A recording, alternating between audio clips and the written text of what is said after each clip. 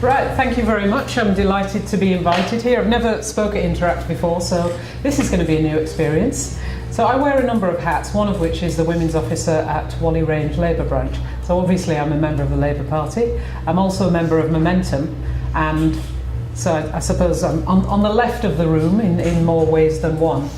My experience, and I'm speaking more of personal experience rather than an expert, is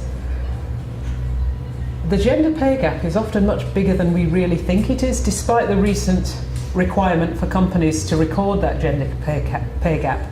It's astonishingly wide. I've just been noting that I think it's EasyJet or Ryanair has a 71% pay gap between men and women, partially because all but 3 of their 551 pilots are men, and the pilots are paid incredibly well compared to the women, who are all air stewards and in the low paid roles. So I think when the government insisted on recording, people expected 8, 10, 15%, but not 71%. I think Morgan Stanley is the worst of the banks with 54%. And it's not just that there's a gender pay gap. Bonuses are also hugely differentiated between men and women. So even in sectors where the pay might not be that different, the men manage to negotiate much larger bonuses. And the gender pay gap, if you become intersectional about it and you start breaking it down to black women, it becomes absolutely horrendous.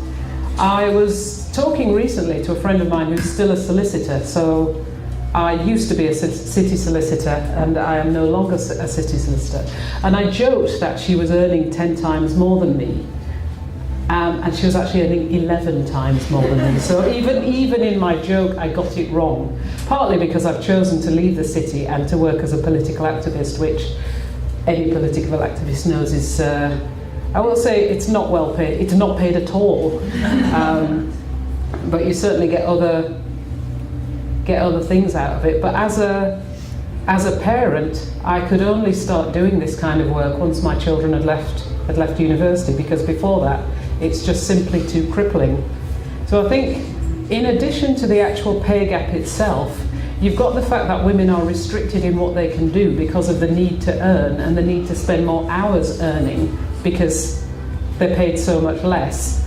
Then you add on to that the fact that the gender pay gap is much worse than the headline figures suggest, and add to that the fact that women who are not white are paid considerably less than everybody else. I'm afraid it's a very dire picture.